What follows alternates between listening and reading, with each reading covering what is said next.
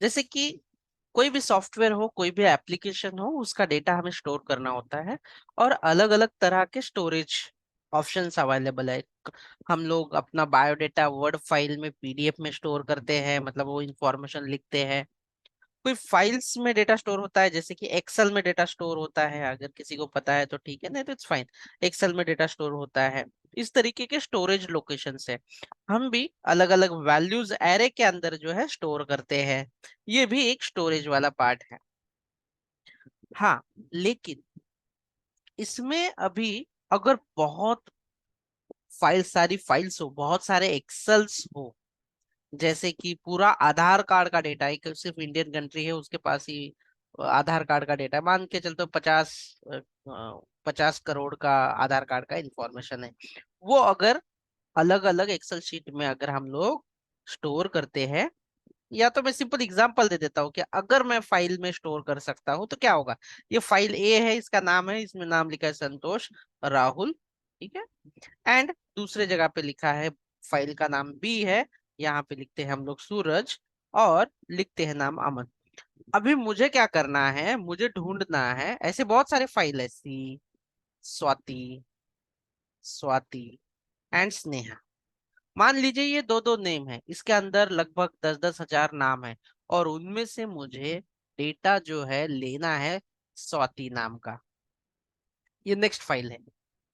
तो हमें क्या करना होता है टेक्निकली, यहाँ पे आएंगे, फिर कंट्रोल एफ करके सर्च करेंगे और दिखाई देगा। लेकिन आप लोग सोचो कि अगर हजारों फाइल होंगी, और वो हजारों फाइल में हजारों या लाखों डेटा हो, तो उनमें से अभी कोई कंट्रोल एफ मैन्युअली डेटा ढूंढने के लिए हमें टाइम लगेगा या नहीं लगेगा। टाइम लगेगा सर, ऑब्वियसली मैन्युअली। लगेगा। ऐसे जिस तरीके से मैं फाइल में डेटा स्टोर कर रहा हूँ और जा रहा हूँ और ढूंढ रहा हूँ, तो ऑब्वियसली ये टाइम टेकिंग रहेगा, जो कि बहुत खतरनाक है। ये फिजिबल ही नहीं है हमारे केस में। तो दूसरा ऑप्शन ये है कि ये फाइल वाला जो रहेगा, इसका प्रॉब्लम है कि हम लोग डेटा ज्यादा स्टोर नहीं कर सकते, हम लोग उसे अच्छे से मैनिपुलेट, यानी कि सर्च ऑपरेशन या अपडेट ऑपरेशन हम लोग नहीं कर सकते। दूसरा है एरे के टेक्निक से हम लोग अपने वेरिएबल में, लेकिन उसका भी लिमिटेशंस है, और अलग अलग टाइप का डेटा स्टोर करने में वो कैपेबिलिटीज नहीं है। तो ये दोनों भी ऑप्शन जो है हम लोग नहीं इस्तेमाल कर सकते। तीसरा इन्वेंशन हुआ, जिसे हम लोग कहते हैं डेटाबेसेस, डेटाबेस। तो तीसरा जो पार्ट है हमारा, डेटाबेस वाला पार्ट है, इसमें क्या कर सकते हैं हम लोग, इसमें जितना चाहे, जितनी जरूरत है उतना डेटा स्टोर कर सकते हैं। और अभी स्टोर तो कर सकते, लेकिन मान लो कि आपके पास 10 लाख बुक है, और कैसे भी फॉर्मेट में रख दी है, और उसमें से बोला कि नहीं जाओ अभी आप डेटा स्ट्रक्चर की बुक ढूंढ के लेके आओ, तो क्या होगा, मिलेगा जल्दी? नहीं। वैसे ही डेटाबेस में अगर आप डेटा कितना भी डाल रहे हो, लेकिन एक फॉर्मेट या कुछ ऐसा कंसेप्ट होना चाहिए कि जो डेटा हम लोग तुरंत निकाल भी सके, ढूंढ भी सके, उस डेटा को अपडेट कर सके, उस डेटा को डिलीट कर सके। तो डेटाबेस का काम है कि स्टोरेज करना, लेकिन फिर उसे मैनेज करने के लिए, क्विकली डेटा गेट करने के लिए, अपडेट करने के लिए, डिलीट करने के लिए एक प्रोग्रामिंग लैंग्वेज का इस्तेमाल किया गया, और उस लैंग्वेज का नाम है स्ट्रक्चर्ड क्वेरी लैंग्वेज। और इसी को हम क्या कहते हैं? SQL. So SQL isn't database. SQL ये डेटाबेस नहीं है। स्ट्रक्चर्ड क्वेरी लैंग्वेज ये एक प्रोग्रामिंग लैंग्वेज है, जो कि डेटाबेसेस से डेटा मैनिपुलेशन करने का, यानी कि अपडेट डिलीट ये सारा करने का काम इजी बनाती है, आसान बनाती है। क्या आप लोगों को ये एसक्यूएल क्या है क्लियर है? Yes sir. Yes, it is a structured. क्यों? क्योंकि एक तरीके से वो डेटा जो है स्ट्रक्चर में स्टोर होगा, स्ट्रक्चर में अपडेट होगा। क्वेरी का मतलब है कि जो हमें चाहिए, जो हमें करना है, वो हम लोग कर सकेंगे अच्छे से, यानी कि update, delete, get, whatever, and this is the programming language, that's we are saying it is a language, that's it। अब ये एसक्यूएल तो आपको समझ में आया। अब डेटाबेस जो होते हैं, डेटाबेस को हैंडल करने के लिए एसक्यूएल का यूज करते हैं, लेकिन डेटा बहुत सारे, एक डेटाबेस से काम नहीं चलेगा। एक डेटाबेस से काम नहीं चलेगा, बहुत सारे डेटाबेस की जरूरत पड़ती है हम जब रियल टाइम एप्लीकेशन बनाते हैं तब। तो बहुत सारे डेटाबेसेस को मैनेज कौन करेगा? तो एक सर्वर होता है डेटाबेस को मैनेज करने के लिए। तो मैं यहाँ पे लिखता हूँ डेटाबेस मैनेजमेंट सिस्टम। इसे ही डीबीएमएस कहा जाता है, एक सब्जेक्ट है आईटीसीएस के लिए। इनका ये ऐसे सर्वर सॉफ्टवेयर होते हैं कि डेटाबेसेस को मैनेज करते हैं। वो डेटाबेसेस को अवेलेबल करते हैं एक्सटर्नल एप्लीकेशन के लिए। कोई भी एप्लीकेशन हो उसको कनेक्टिविटी देने के लिए, नेटवर्क में अवेलेबल करने के लिए, सारी चीजें जो है ये सर्वर करते हैं। क्या नाम है, क्या कहते हैं उन तरह के सर्वर को हम लोग? Database dB. Management system. तो डीबीएमएस डेटाबेसेस मैनेजमेंट सिस्टम कहते हैं। Okay, that's fine. तो डीबीएमएस है। तो फिर ये तो बहुत अलग अलग सॉफ्टवेयर होंगे जी, बिल्कुल। डेटाबेस जिसके अंदर बहुत सारा डेटा स्टोर कर सकते हैं, और इन डेटाबेस मैनेजमेंट करने के लिए अलग अलग कंपनियों ने अलग अलग सॉफ्टवेयर बनाए हैं। जैसे कि ओरेकल कंपनी है, इनका डीबीएमएस सॉफ्टवेयर का नाम है ओरेकल। ये पेड है, इसका लाइसेंस देना होता है। और सेम डेटाबेस मैनेजमेंट करने के लिए माइक्रोसॉफ्ट ने बनाया है, जिसे कहते हैं एमएस एसक्यूएल, जिसे कहते हैं एमएस एसक्यूएल। और ओपन सोर्स मतलब फ्री वाला, अभी फिलहाल ओरेकल ने उसे टेक ओवर किया है, ये ओपन सोर्स है। ओपन सोर्स का मतलब है कि लोग फ्री में यूज कर सकते हैं। ये अभी ओरेकल के अंदर है, पहले ओपन सोर्स ही था, बट वो फ्री है, अभी भी फ्री है, ओपन सोर्स है। वैसे ही पोस्ट ग्रेस एसक्यूएल है। ये सारे सॉफ्टवेयर क्या करते हैं? डेटाबेसेस को मैनेज करने का काम करते हैं। क्या नाम मैंने बताया? मैंने ओरेकल बताया, इसकी कंपनी है। मैं यहाँ पे ओपन सोर्स या अंडर अभी ओरेकल कंपनी के आ गया, तो ओरेकल है। ये पीजी कुछ तो नाम है कंपनी का, लेकिन इसे हम लोग पीजी पोस्टग्रेस ही बोलते हैं मोस्टली करके। एक कोई कंपनी से हैंडल करती है, वो गूगल करना पड़ेगा, क्योंकि कोई ना कोई कम्युनिटी, अगर ये ओपन सोर्स है तो कम्युनिटी हैंडल करती है, सारे डेवलपर एक जगह पे आके इसे मैनेज करते हैं। पोस्टग्रेस एसक्यूएल है। सो और बहुत सारे इस तरीके से। तो कोई लोग अगर बोले कि मुझे ओरेकल आता है, मुझे माइक्रोसॉफ्ट एसक्यूएल आता है, मुझे पोस्टग्रेस एसक्यूएल आता है, मुझे माई एसक्यूएल आता है, तो इन सभी का काम, ये जो सॉफ्टवेयर है, ये जो सर्वर्स है, इनका काम है डेटाबेस को मैनेज करना। सेम जैसे आपके अलग अलग कंपनी के मोबाइल होते हैं, एज इट इज सिमिलर होता है। तो अगर किसी ने कहा कि मुझे ओरेकल आता है, मतलब उसे डेटाबेस ही आता है। माइक्रोसॉफ्ट एमएस एसक्यूएल आता है, मतलब उसे डेटाबेस ही आता है। और इन सारे डेटाबेस को हैंडल करने के लिए कौन से प्रोग्रामिंग लैंग्वेज का इस्तेमाल किया जाता है? एसक्यूएल। यस। आप अगर एसक्यूएल सीखोगे तो 95% सबका सिंटैक्स सेम रहता है। ओरेकल का थोड़ा सा चेंज होगा, माई एसक्यूएल का थोड़ा, एमएस एसक्यूएल का थोड़ा चेंज होगा, 95 सेम ही रहेगा। ये अगर कॉमन एसक्यूएल सीखोगे, कोई भी इसका सीखो, ओरेकल का सीखो, एमएस एसक्यूएल का सीखो, माई एसक्यूएल का ये सिंटैक्स सीखो, ऑलमोस्ट 95% सिमिलर रहता है, थोड़े बहुत इधर उधर चेंजेस होते हैं। क्या आप लोगों को ये चलिए, समझ? बोलिए। एसक्यूएल सबके लिए थोड़ा थोड़ा डिफरेंट है क्या? हाँ, ओरेकल, थोड़ा सा एमएस एसक्यूएल। सिंटैक्स सिंटैक्स ये कंपनी वालों ने क्या किया है, थोड़ा थोड़ा सिंटैक्स चेंज करके रखा है कहीं पे, बट कोर वाला नहीं, एक थोड़ा सा बेसिक बेसिक अपने तरफ से उन लोगों ने एडवांस कर दिया है, बस इतना। और सर, बट डेटा जो हमारा होता है, जो फ्लो होता है सर, वो कहाँ स्टोर होता है? डेटाबेस डेटाबेस जो हमारा होता है। डेटाबेस में मैं उसका डायग्राम निकालता हूँ, देखो। मैं डायग्राम निकाल के बता देता हूँ। मतलब सर, ये सर्वर में ही सेव होगा या फिर कहीं जी और? बिल्कुल सर्वर में ही होगा, मैं बता देता हूँ, आप ध्यान दे दीजिए। स्क्रीन दिखाई दे रही है यहाँ पे मेरी? स्क्रीन दिखाई दे सर, रही है? नहीं। अरे, स्क्रीन नहीं दिखाई दे रही है गाइस? सर अभी, हाँ, आप दिखाई दे रही है सर। ये देखो, यहाँ पे होगा डेटाबेस मैनेजमेंट सिस्टम। सिस्टम। अभी आप कोई भी कंपनी ये का ले लीजिए, आप ओरेकल लीजिए, आप माइक्रोसॉफ्ट का एमएस एसक्यूएल लीजिए, या ओपन सोर्स माइस्क्यूएल पोस्टग्रेस कोई भी ले लीजिए, इसके अंदर डीबीएमएस के अंदर होंगे आपके डेटाबेसेस। इसके अंदर डीबीएमएस के अंदर क्या होंगे? डेटाबेसेस। डेटाबेसेस। सर और ये सर्वर भी सेम कंपनी का ही रहेगा या फिर परचेज करना पड़ेगा? देखो, ये डेटाबेस जो होता है ना, वही सेम मैनेजमेंट करने वाली कंपनी करेगा। अगर आप ओरेकल का लोगे तो उसका लाइसेंस लेना पड़ेगा, अगर आप माइस्क्यूएल लोगे तो लाइसेंस की जरूरत नहीं, परचेस करने की जरूरत नहीं है आपको। MS okay. एसक्यूएल का भी लाइसेंस है, पोस्टग्रेस एसक्यूएल का नहीं, ओपन ओके। सोर्स है ऐसा। तो ओके। डेटाबेस मैनेजमेंट सिस्टम आप कोई भी कंपनी का ले लो, नो इशू। और डेटाबेस उसके अंदर बनते हैं, मतलब डीबीएमएस के अंदर डेटाबेसेस बनेंगे, वो सर्वर के अंदर डेटाबेसेस बनाएंगे हम लोग।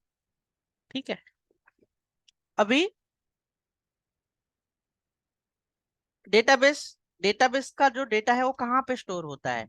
तो बेसिकली डेटाबेस के अंदर हम बनाते हैं टेबल्स, अलग अलग टेबल बनाएंगे। ये देखो, तो एक्चुअल डेटा जो है, टेबल जो बनाएंगे, आप लोगों ने एचटीएमएल का टेबल तो पढ़ा ही है ना? Yes sir. हाँ, तो उसी तरीके से यहाँ पे अभी टेबल बनेगा ऐसे, और उसके अंदर रो भी होती है ना ऐसे। अभी मेरे पास जगह नहीं है इसलिए मैं ऐसे लिखता हूँ, और हेडिंग में रहेगा let's see ID, name, salary, और उसके नीचे जो रहेगा वो डेटा रहेगा, जैसे कि ID 1, नेम राहुल, और सैलरी 40,000 या जो भी कुछ ऐसे। तो सारा डेटा जो रहेगा ये टैब टेबल में ही बनाया जाएगा, टेबल के अंदर ही स्टोर किया जाएगा। और आपको कुछ नहीं, ये डीबीएमएस वाला जो सॉफ्टवेयर है वो इंस्टॉल करना पड़ेगा, फिर आपको डेटाबेस बनाना होगा, फिर टेबल बनाना होगा, फिर टेबल बनाने के बाद इसके अंदर जो आप लोग डेटा स्टोर करते हो, यहाँ पे ये जो रोज जो डेटा स्टोर होता है, इन्हें कहते हैं रिकॉर्ड। इन्हें क्या कहते हैं? रिकॉर्ड कहते हैं। रिकॉर्ड। हॉरिजॉन्टल जो दिख रहा है वो रो होता है, और ये जो वर्टिकल है इसे क्या कहेंगे हम लोग? कॉलम। जी बिल्कुल, बस दैट्स इट, ऐसे। तो अभी यहाँ तक तो आप लोगों को क्लियर है, करेक्ट? Yes sir. हाँ। तो यहाँ तक आप लोग क्लियर होने के बाद, अभी ये टेबल बेस हम लोग डेटा स्टोर कर रहे हैं, ठीक है? टेबल बेस डेटा जो है स्टोर कर रहे हैं इस तरीके से।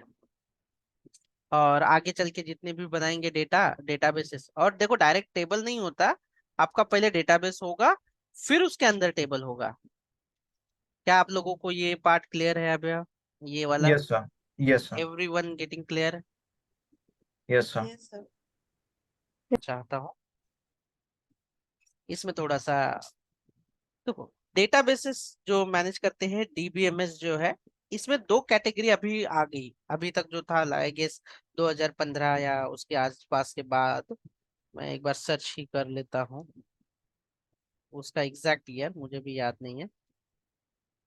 वो dB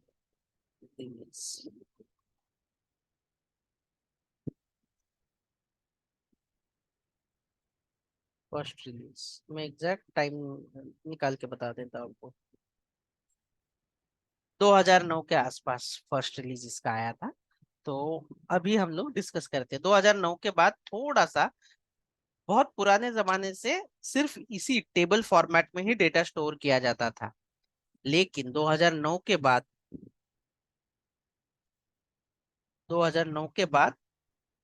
no no SQL,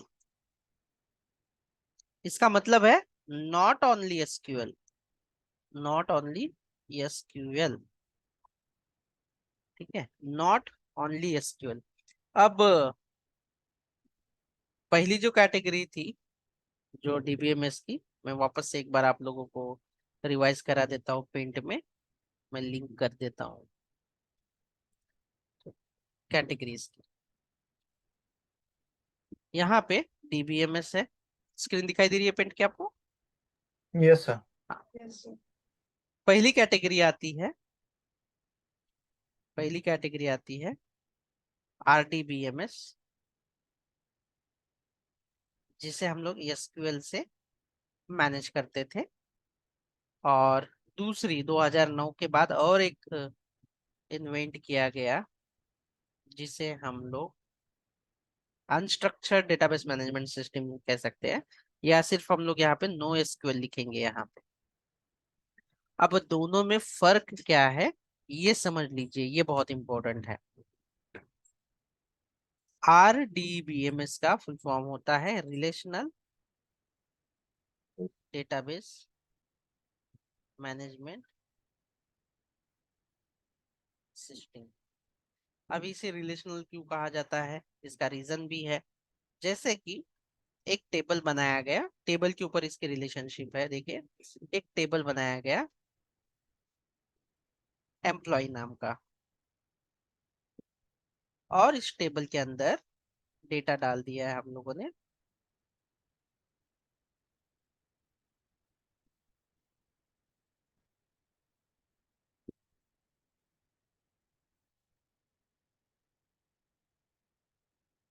ID,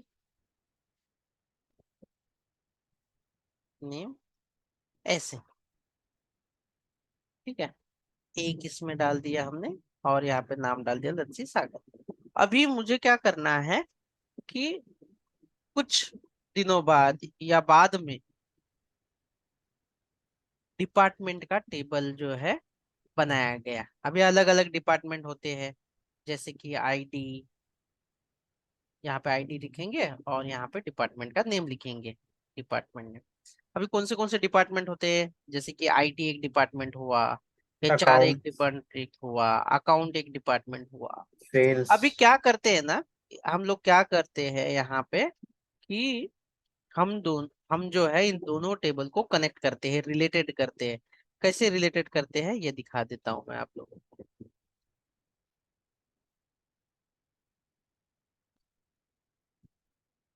let's say IT का ID हमने यहाँ पे कितना लिया है, 1 लिया है।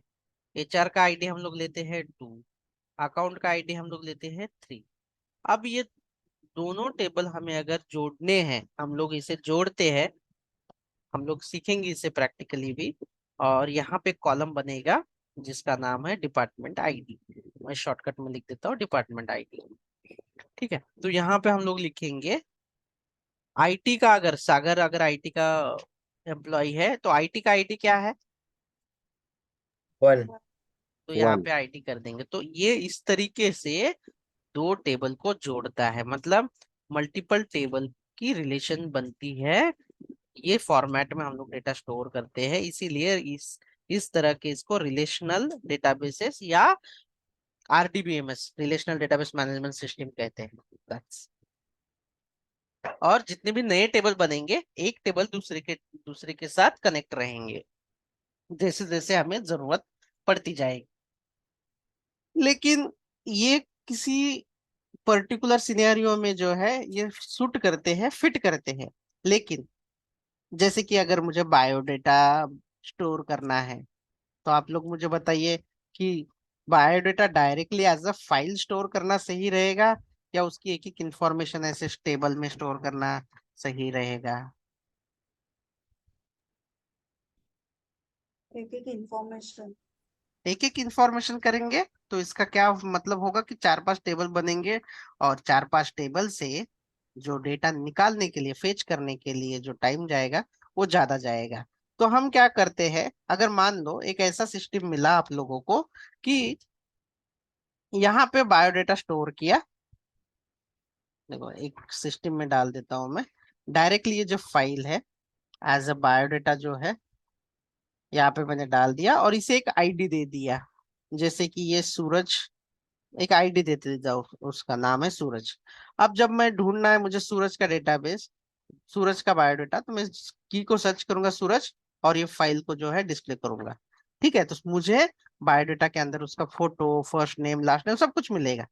लेकिन रिलेशनल में क्या होगा कि इतनी सारी फील्ड बनेंगी, first name, last name, personal information, professional information, educational information, अलग अलग टेबल में बनेगी। और उन सब का डेटा फेच करने के लिए मुझे ज्यादा टाइम लगेगा। यहाँ पे कितना टाइम लगेगा, सिर्फ ये की को फाइंड करेंगे सूरज नाम को, और डायरेक्टली वो फाइल को डाउनलोड करेंगे। यहाँ पे फाइल में डेटा नहीं स्टोर होगा, हमें क्या करना पड़ेगा, ये सारी इंफॉर्मेशन वापस से कलेक्ट करनी पड़ेगी, उसे लॉजिक लिख के फिर उसे फाइल में कन्वर्ट करके, या टाइम लगेगा, ये टाइम कंज्यूमिंग है। तो इस सिनेरियो में जो है, हमें इस तरीके का रिलेशनल डेटाबेस नहीं चाहिए। जिस समय हमें डायरेक्टली फाइल्स को स्टोर करना है, पुट करना है, तो उस समय हम लोग नॉट ओनली एसक्यूएल का इस्तेमाल करते हैं।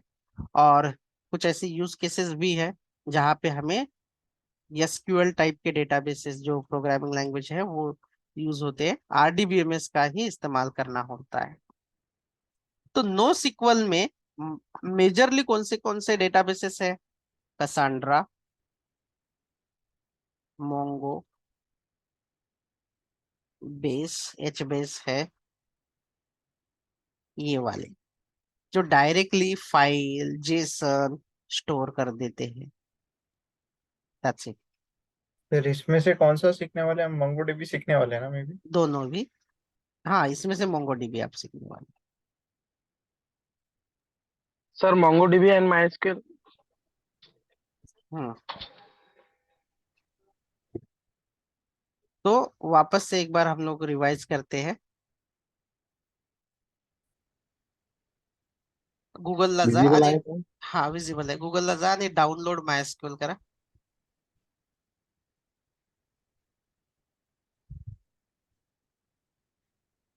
सगळ्यात अगोदर आपण डाउनलोड करू, my SQL download were click करा.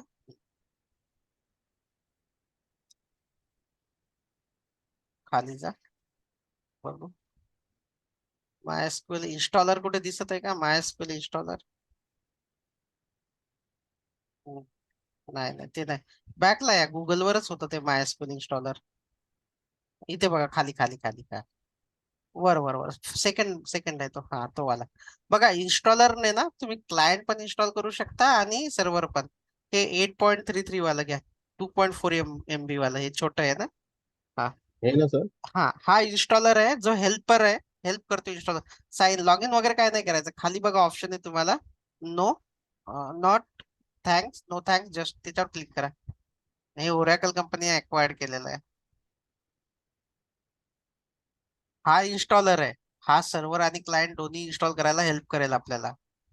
डबल क्लिक करा त्याच्यावर आता. येस. येस.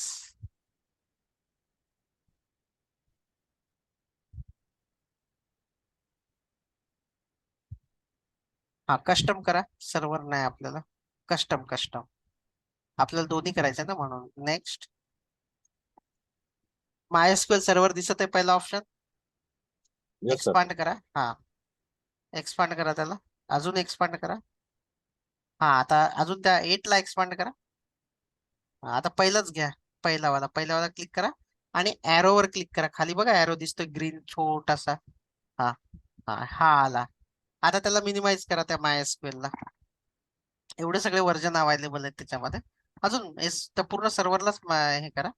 आता ऍप्लिकेशन्स वर क्लिक करा. वर्क बेंच MS मायस्क्वेल, हा क्लिक करा. अजून क्लिक करा आणि पहिलं वाला सिलेक्ट करा. बघा, मायस्क्वेल जो आहे ना, हा वरचा वाला जो आहे तो सर्व्हर आहे, जो डेटाबेसेसला मॅनेज करणार आहे. पण त्यांच्या सोबत आपल्याला वर्क करण्यासाठी वर्क बेंच जे आहे ते क्लायंट आहे. आणि आता नेक्स्ट करा, दॅट्स इट. दोन्हीही ऑप्शन आपण ऍड केलेले आहे. याला C++ कंपल्सरी आहे मायक्रोसॉफ्टचं. रिक्वायरमेंट बघा, राईट साईडने दाखवतोय तो, रिक्वायरमेंट ही आहे. तो ऑटोमॅटिकली ट्राय करेल इन्स्टॉलला, किंवा मग तुम्हाला पॉपअप देईल, येईल एका थोड्या वेळ. एक्झिक्यूट वर क्लिक करा.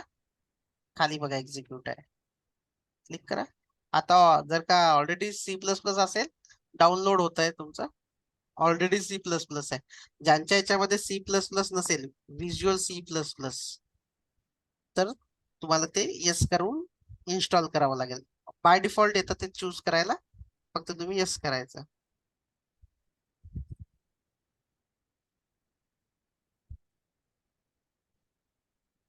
हा आलं बघा, मायक्रोसॉफ्ट नाहीये यांच्याकडे. आय अग्री करा फक्त आणि इन्स्टॉल करा. हे C++ इन्स्टॉल होतं, याला डिपेंडन्सी आहे त्याची.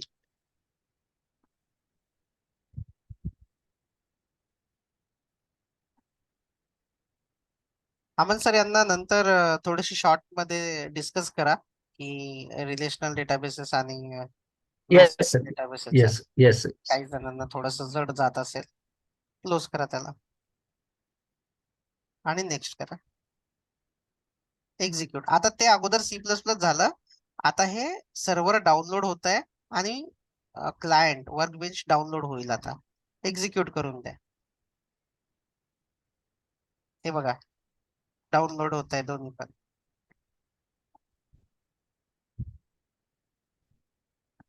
तर तुम्ही कोणत्याही डेटाबेस घ्या, ओरॅकल असो किंवा MS SQL असो, तुम्हाला सर्व्हर आणि त्याचा क्लायंट असेल त्यांनी बनवलेलं, ते यूज करावं लागेल तुम्हाला. यूज करायला सोपं आहे, फक्त थिअरी तुम्ही थोडीशी अंडरस्टँड करून घ्या.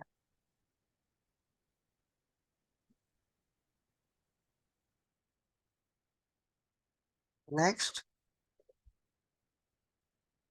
And execute. आता ते डाउनलोड झालं, आता इन्स्टॉल होत आहे. एक्झिक्यूट करा. स्टेटस बघायचे, स्टेटस मध्ये इन्स्टॉलिंग होत आहे.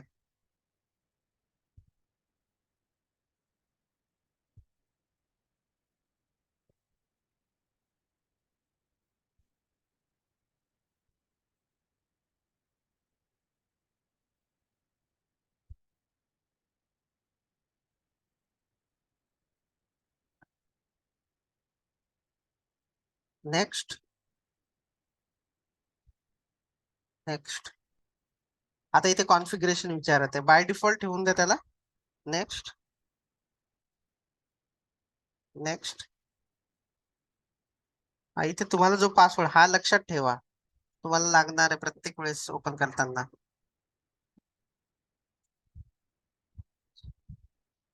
जो लक्षात राहतो तोच ठेवा, ठीक आहे. Next Yes, sir. Next next. Execute.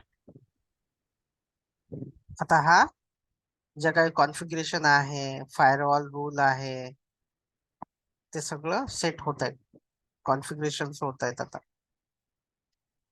Finish करा. झालं आहे तुमचं ओपन. गुड. फिनिश. नेक्स्ट करा. जे काय येत असेल ते फिनिश करा. आता वर्क बेंच जे आहे ते ओपन होतं, पण मी तरी सुरुवातीला वर्क बेंच ऐवजी झालं ओपन झालंय बघा. हे डेटाबेस ओपन झालं आणि इकडे तुम्हाला बघा MySQL कनेक्शन दाखवते लेफ्ट साइडने खाली मिडल मध्ये. बरोबर मिडल लोकल इन्स्टन्स खाली खाली खाली तिथे हे तुमचं सर्व्हर आहे. हा जो बॉक्स आहे ना, हा सर्व्हर सोबत कनेक्ट करणार. तुम्ही याच्यावर क्लिक करा, सर्व्हर सोबत कनेक्ट होऊन जाल तुम्ही. इथे पासवर्ड विचारेल तुम्हाला, तो पासवर्ड टाकायचा.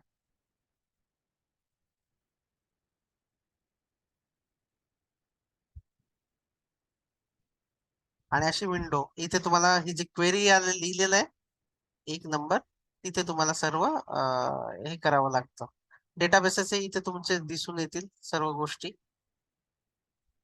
व्हिज्युअलाइज डॅशबोर्डवर क्लिक केला तर परफॉर्मन्सही दिसेल. That's it. ठीक आहे. पण सुरुवातीला मी तुम्हाला हे रिकमेंडेड करत नाही. समजलं तुम्हाला? सुरुवातीला मी हे रिकमेंडेड करत नाही. बंद करा याला.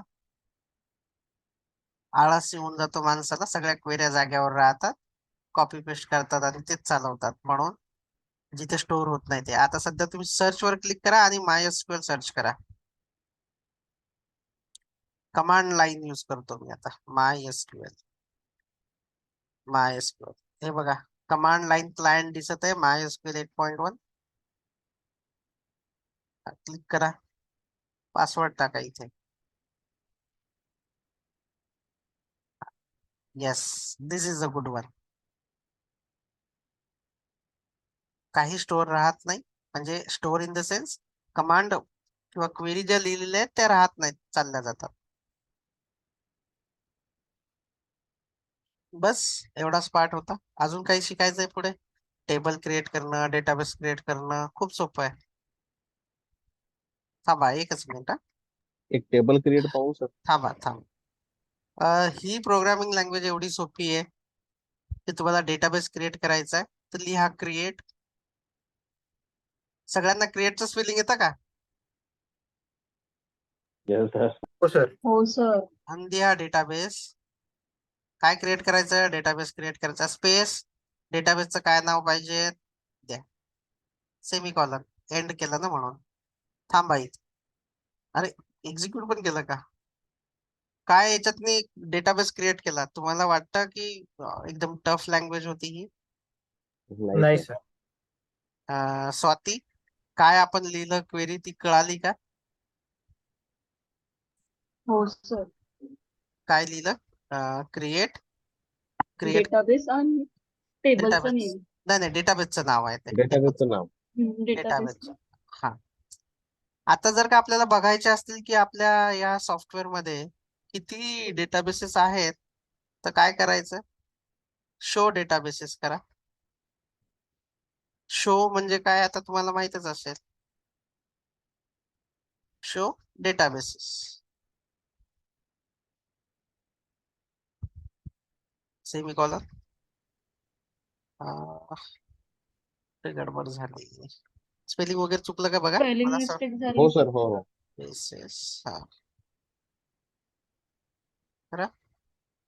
काय वाटतं तुम्हाला की स्टुडंट. शो तुम्हाला कळतं का की तुम्ही काय लिहिलं ते? शो म्हणजे दाखवा, डेटाबेसेस दाखवा. हो हे सर. क्लिअर आहे? प्लेन इंग्लिश येस आहे हे सर. समजायला? हीच yes sir. Query yes. Language आहे.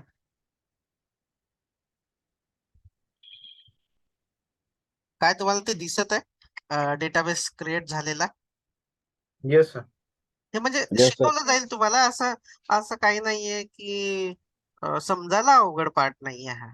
बट तुम्ही थोडस कॉन्सन्ट्रेशन करून केलं तर होऊन जाईल. आता जर का तुम्हाला त्या डेटाबेसच्या आतमध्ये जायचं असेल म्हणजे तुम्हाला यूज करायचा आहे तो स्टुडंट, लिहा यूज स्पेस स्टुडंट. तो डेटाबेस यूज करायचा आहे. सेमीकॉलन. इंटर द्या. त्याच्या आतमध्ये तुम्ही गेला आहात. आता त्याच्या आतमध्ये काही टेबल आहेत का चेक करा. Show tables. नाही, काही टेबल नाही. टेबल क्रिएट करायचा, लिहा क्रिएट टेबल. टेबलचं नाव.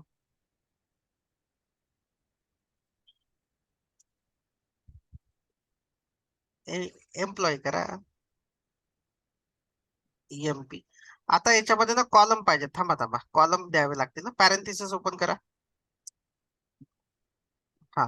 इथे आता तुम्हाला कॉलमचं नाव काय द्यायचं? समजा ID द्यायचंय तुम्हाला. ID लिहा. ID कॉलमचं नाव. EMP ID. ठीक आहे. ID स्पेस तुम्हाला इंटिजर द्यायचं तर INT लिहा. म्हणजे नंबर लिहायचं तर नंबर लिहा. तुमची चॉईस आहे. कॉमा द्या. दुसरा कॉलम जर लिहायचा असेल तर कॉमा. EMP name space. आता कॅरेक्टर घ्यायचं असेल इथे. स्ट्रिंग नाही चालणार इथे. इथे वॅर घेतं. इथे डेटा टाईप जे आहे थोडस समजावं लागेल तुम्हाला. स्ट्रिंग साठी वॅर आणि पॅरेंथिसिस मध्ये त्याची लेंथ पण देऊ शकता तुम्ही किंवा मग पॅरेंथिसिस क्लोज करा होऊन जाईल संपेल. याच्यामध्ये लेंथ द्या की इथे नाव मॅक्सिमम 20 कॅरेक्टरच घेतलं पाहिजे आणि पॅरेंथिसिस क्लोज करा. बस झालं. एवढं इनफ आहे ना? बस. म्हणजे नाव 20 पेक्षा जास्त आता जास्त टाकता येणार नाही त्याच्यात मी तुम्हाला. That's it. किती कॉलम तयार झाले इथे? EMP ID चा एक टेबल तयार झाला. That's it. आजच्यासाठी पुरेसं आहे एवढं. प्रोग्रामिंग लँग्वेज तुम्हाला खूप सोपी जावी.